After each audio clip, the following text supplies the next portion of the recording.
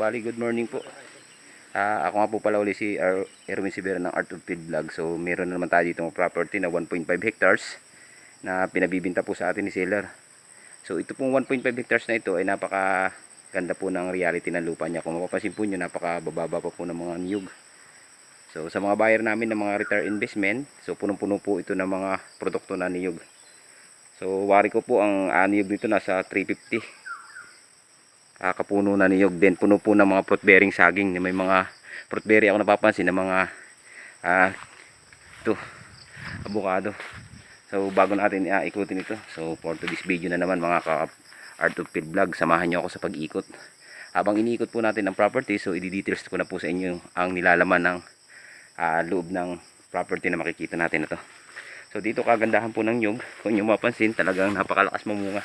So mabababa pa siya, halos mataas lang ng konti sa akin. So nakikita niyo yung mga bunga, ang lalakas po mamunga ng niyog dito. Then punong-puno po ito ng saging na niyog, saging at niyog. Yan, ito po yung sagingang part nya. So punong-puno po siya ng saging. So ang saging po niya nasa bahay nasa 1,000.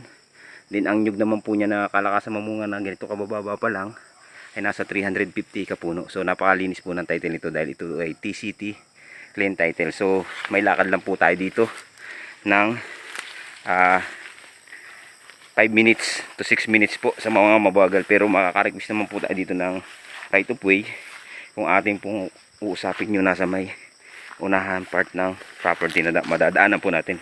Ito nga po pala ay napakalapit lang sa town proper po ng Lopez. So nasa 7 kilometers lang tayo to town proper ng Lopez. LCC Mall, Jollibee Lopez. So napakalapit po natin. So dito naman po ay malapit din tayo sa ginagawang diversion to Makalilon, Quezon. So wala po tayo magiging problema. So pinabibinta po sa atin ni seller ang kanyang lupa sa halaga na 55 pesos lang po per square meter. So napakamura po nito para sa mga investment mo na ganito na property ang hinahanap. So flat na area ang property na punong-puno po ng mga produkto na saging din. May mga nahaw. So ang hardwood po wala ako nakikita, pero kawayan meron po tayo nakikita. So may source of electricity tayo dito. Kalapit lang po natin dyan sa kabilang area po dyan. Ay meron na po mga poste ng kuryente dyan. Tapos malakas po ang cellphone signal dito. Then napakaganda at may overlooking spot po tayo na matatanaw sa lugar na to. Yan, medyo masuka lang po sa kadahilanan nga po na pinabibinta na po ito sa atin ng 55 pesos per square meter. So napakaganda po sa mga investment na gusto po ng ganitong property. So bali ikutin ko po para mapakita ko po sa inyo. Yan, napakarami po dito na papansin ko na avocado na fruit berry. Yan, may fruit berry po at napakaganda po ng mga nyug, kalakasan pamamunga. So nakaka harvest daw po sila dito ng nasa isang tinulada na coconut na kopras. Yan, mapapansin po natin yung kabila na yung flat na area po siya. Mayroong guyabano, avocado, then may sapa po tayo dyan. Wala po tayong problema sa source of water dito kasi mayroong pong mga sapa sa palibot ng ating property. Napakaganda po nitong gawing manukan. So may kalapit po tayo dyan ng mga isang property na nabili na po dyan sa unahan dyan. Pero dyan po tayo makikiraan sa kanila. At ang kagandahan po ng property na to, meron na po tayong farm lot ng mga karatig dito. So titistingin ko po, ikutin itong pinakang may baba po nito para mapakita ko po sa inyo na napakarami po talagang nilalamang produkto ng property na 1.5 hectares na 55 pesos per square meter lang po. Napakaganda po ng title nito. Ito po ay TCT title. So buhay po ang nagbibinta ng property at yung nakapangalan po sa kanya ay buhay din po. Yan, napakaganda po. So overlooking po ito pag nalinis natin itong part na to.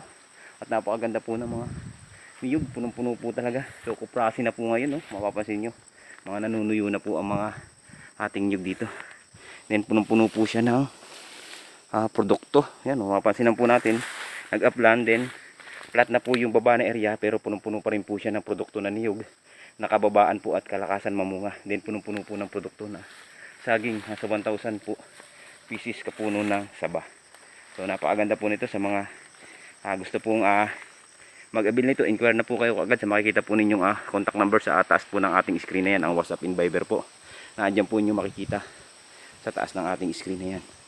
So ito po ay nirarush po ng may-ari. Direct to seller po tayo, nausap agad. So napakaganda po, inuulit ko, ang 1.5 hectares ay punong-puno po ng produkto at nilalaman mga niyog at fruit bearing saba. So hindi lang tayo makababa, medyo makapal ang sukal na damo. So, try natin na babain yung pinaka loob po. Makapansin naman po talaga nyo ang talagang yan. Iniikot ko na po para mapakita ko po sa inyo yung pinaka pong kaloob-looban nitong 1.5 hectares na pinagtitiwala po sa atin para bidyuhan at hanapan po ng buyer. So yan po. Ito po ang reality niya. So napapansin ko marami po tayong mga fruit berry diyan sa baba na yan.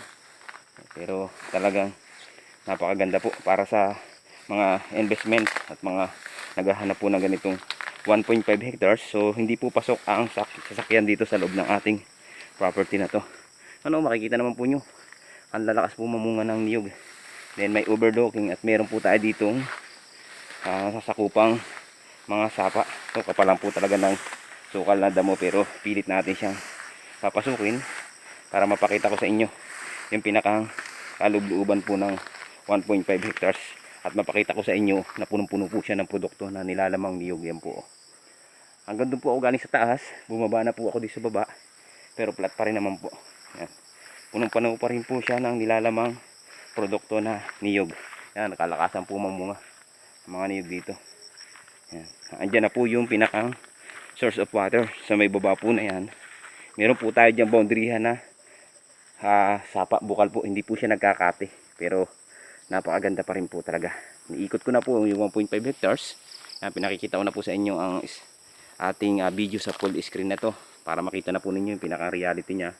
So flat, nag-upla ng konti, flat, then may lakad tayo na 6 minutes lang po papasok dito sa property, pero napakalapit po ito sa gagawin pong diversion going to Macalelon, at napakalapit na po nito sa town proper po ng Bayanan Lopez.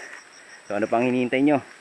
Panalong panalo tayo. May puno po ng lansunis. Ayan napakalaking puno po ng lansunis na fruit berry. Napapansin ko isang puno na yan. So napakarami po pala nito na nilalamang pang fruit bearing tree. So ang bunga naman ng nyug talagang umuhutok po. Kung nyo mapapansin, yan po yung pinaka-flat na area niya na marami pong nilalamang produkto ng niyog.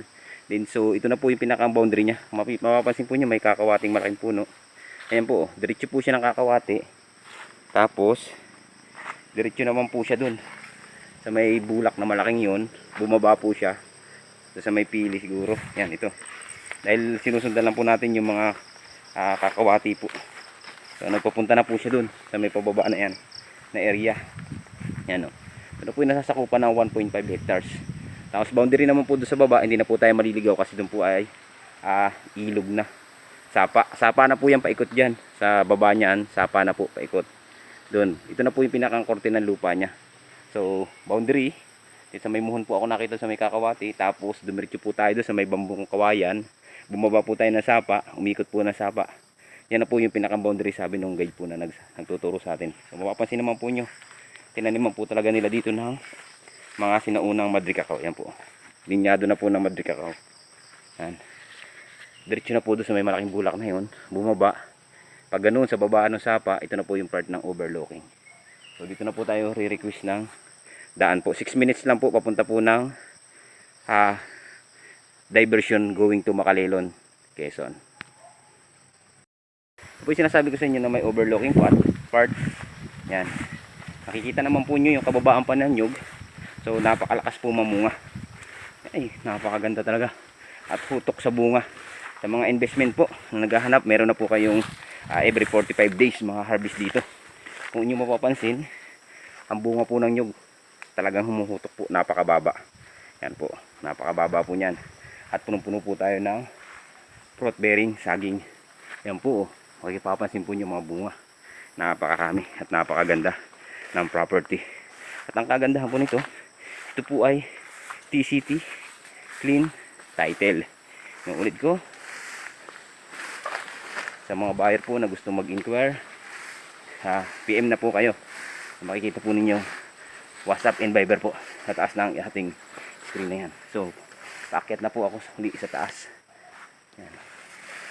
napakaganda po, napakarami pong nilalamang talagang produkto ng niyog at kalakasan bumunga. So sa mga buyer po dyan na ganito ang hanap na property, inquire na po kayo. Yan po, talaga medyo masukal, inaakyat po natin para mapakita ko lang po sa inyo.